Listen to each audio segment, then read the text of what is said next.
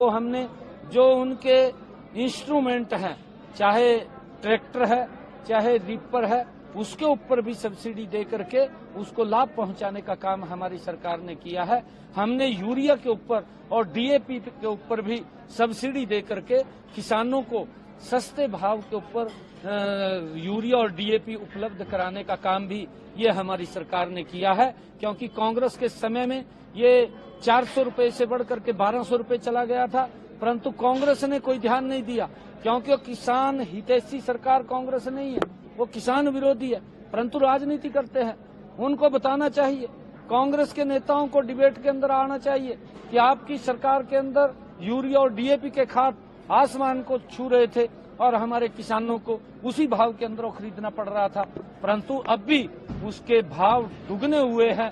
परंतु देश के अंदर नरेंद्र मोदी के नेतृत्व में किसान हितैषी व्यक्ति बैठा है, उसने उस रेट को कंट्रोल करके रखा, किसान को उसी भाव में मिल रहा है। मंदिर की पार्किंग कांग्रेस हर बार हर अच्छे काम का विरोध करती है। वन नेशन वन इलेक्शन, उसको लेकर के हमारा समय भी बचेगा, हमारा खर्चा भी बचेगा और देश विकास की गति पर तीव्र गति से आगे बढ़ेगा। कांग्रेस नहीं चाहती कि देश का विकास हो, उन्होंने तो विरोध करना है और उस विरोध के अंदर लगे हुए हैं।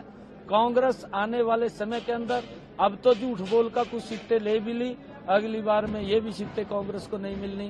कांग्रेस का सुपड़ा साफ हो जाएगा, कांग्रेस का वो झूठ का चेहरा जनता के सामने आ गया, लोगों के सामने आ गया।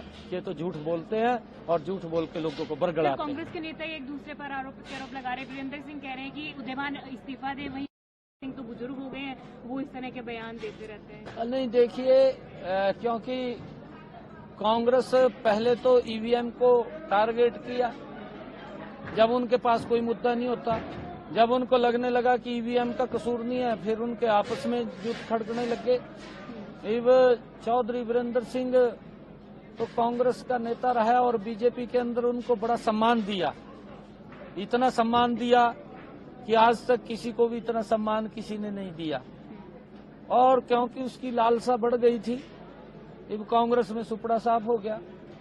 नहीं तो राजी हुए बैठे थे, कहा जी कांग्रेस की सरकार है दिया, बड़े राजी हो रहे थे। परंतु लोग जानते हैं कांग्रेस की नीतियों को भी, कांग्रेस से लोग दुखी थे और भारतीय जनता पार्टी की सरकार तीसरी बार आई है। हम मोदी जी के साथ मिलकर के हरियाणा को सबका साथ, सबका विकास, सबका विश्वास और सबके प्रयास के साथ गति से आगे बढ़ाएंगे।